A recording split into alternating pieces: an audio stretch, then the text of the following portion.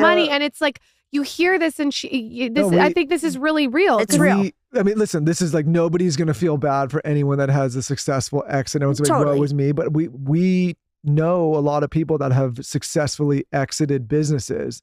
And what happens is like, there's this period after about a year or two where they're looking around and being like, well, what am I doing all day? What do I do now? What do I do now? I can imagine it'd be awkward because you have all this money and you think because you have all this money, you're going to do all this stuff, but you do that for a while and you're like, okay. And then you realize like your friends and everybody still have to go to work. Yeah. And like, I have, there's somebody I'm thinking of in particular, and he just took another job as CEO, and like the salary doesn't matter at all. He just wants this like social. He like has his own jet, and he's like, I need to like, he was like the first time he flew commercial to go to the like whatever was going for the company. Yeah. But he's just like, he's doing it because he's bored in his life. Because it's like he needs a purpose to do something. Yeah. How do you think about what to do next? Because I see a lot of people who sell their company, they'll try to do like 100 things next, or or they'll be quiet for a while. Like, what's the strategy of what to do next? You open a discotheque. Yeah, I once owned the domain name surfyogaecuador.com, and I just wanted to like have a surf yoga retreat in Ecuador in my 20s.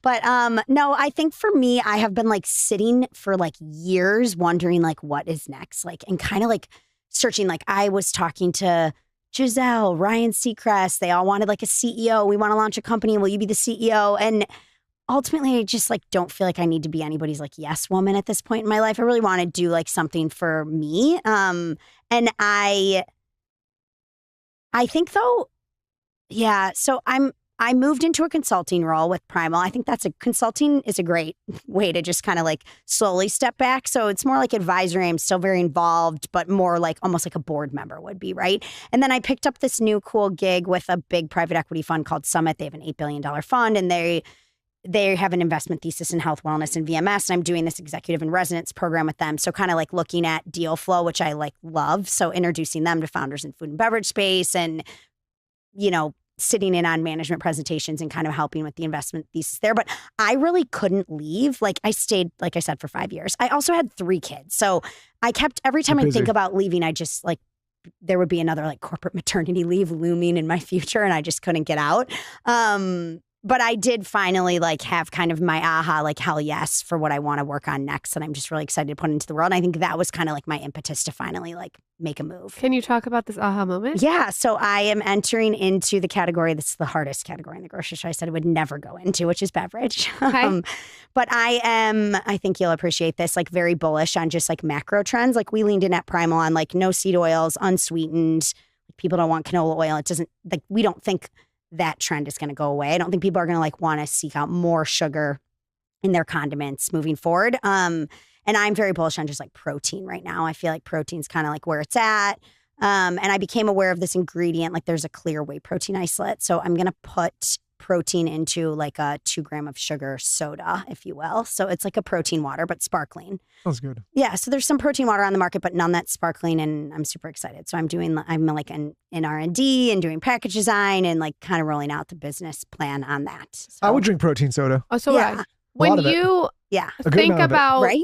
Yeah. Like you could replace your sparkling water. What is a hit? Like you've seen it. Like what is a hit? What are the ingredients for a hit? A hit business? Yeah. Yeah. I think like, oh God, I have so many thoughts on this. Go off. I see a lot of businesses that get too like diversified categorically. So like if you see the biggest exits, like RX Bar, right? They got to like 100 million. They were super profitable and they were very focused in one category.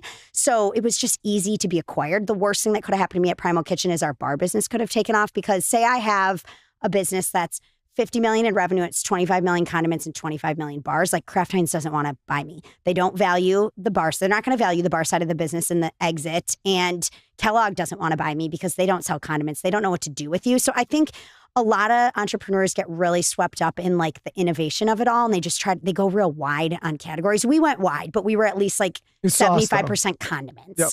I think that makes it harder to sell. So I'm passionate about that. I think you used to be able, like 10 years ago, like KeVita was never profitable. They were like, we'll never be profitable. We'll sell and we won't be profitable. But PepsiCo has this large distribution network. We put our trucks on there. Instantly, the brand becomes profitable once they sell to PepsiCo. Those days are like so over. Like unit economics, profitability, like running a responsible company is like sexier than ever. Like go figure.